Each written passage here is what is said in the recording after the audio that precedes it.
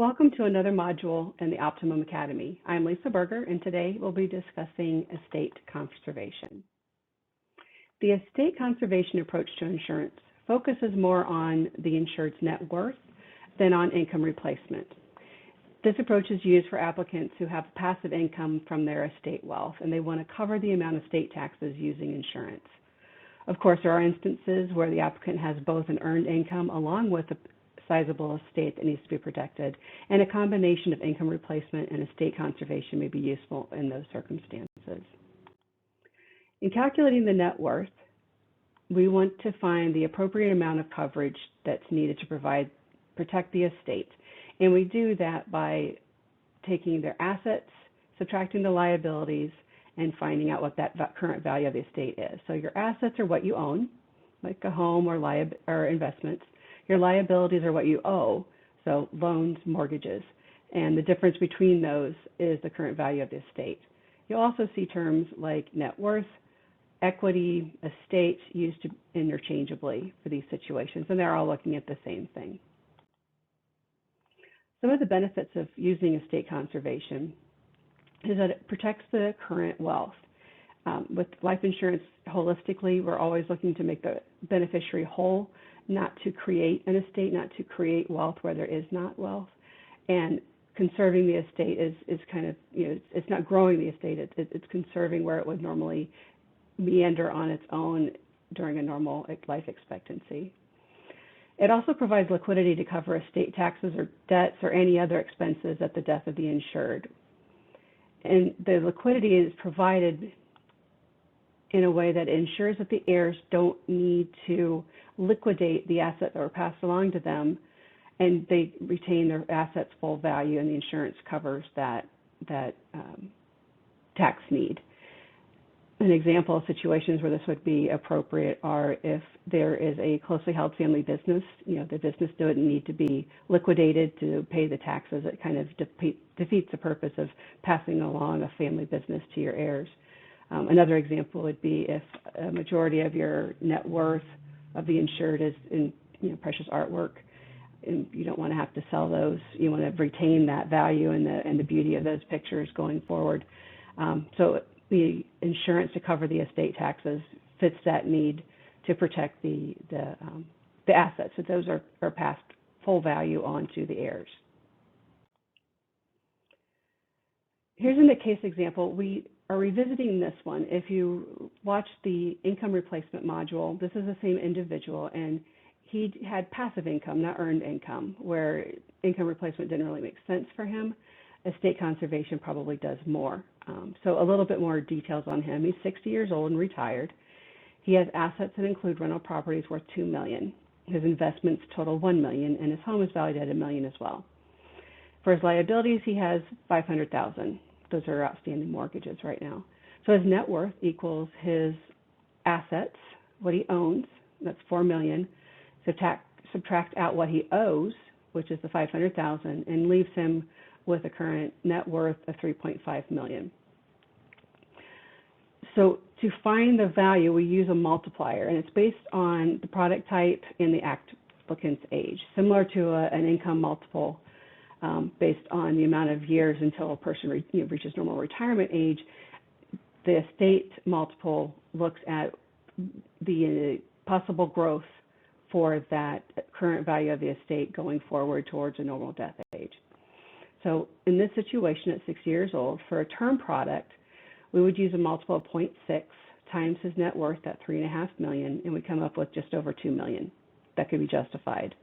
Now, if the product is UL, the multiple will be higher at 1.5, allowing for $5.2 million to be justified.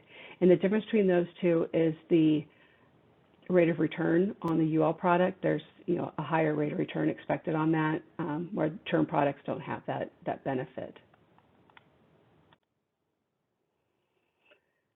So in determining the amount of coverage for the estate, the estates grow over time.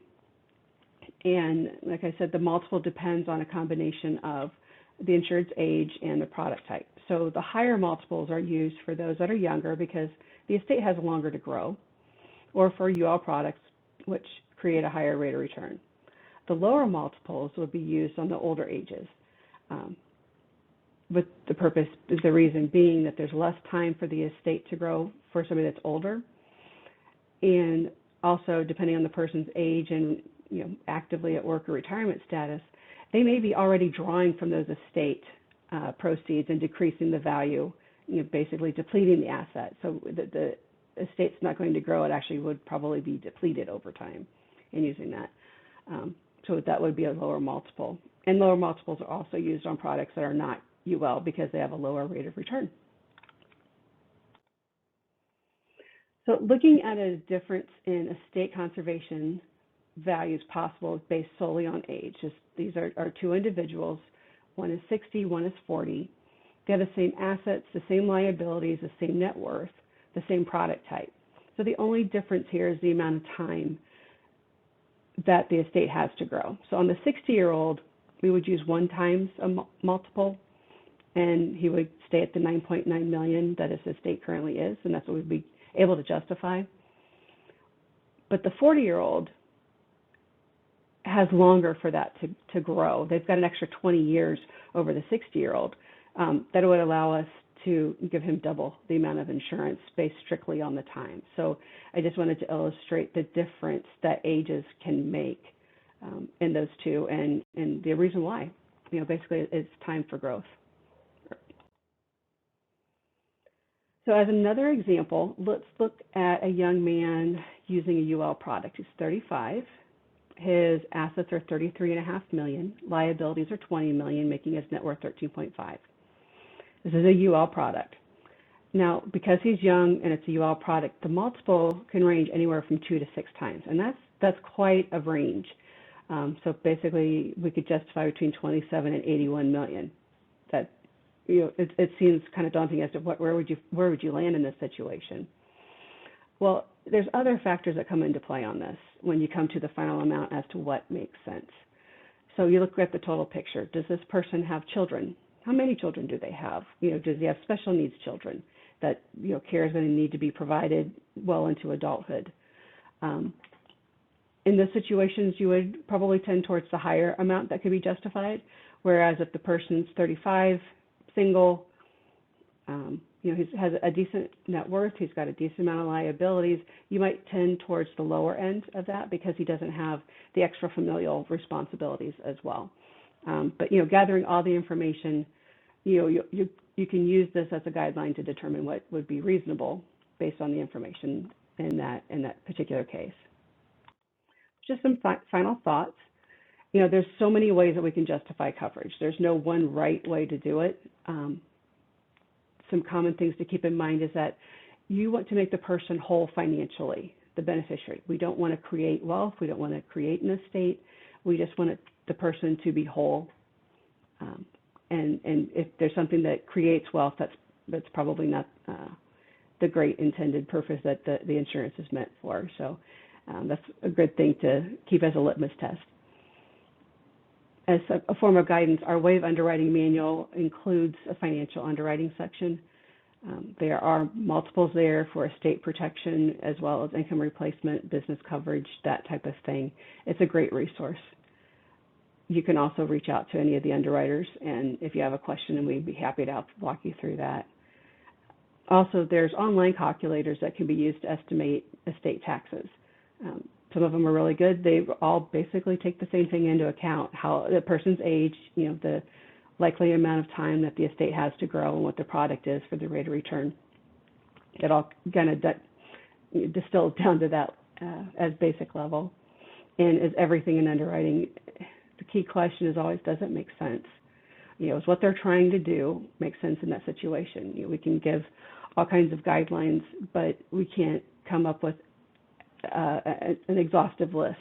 It's still up to you to look at that particular situation, and there could be unique situations that we haven't covered here.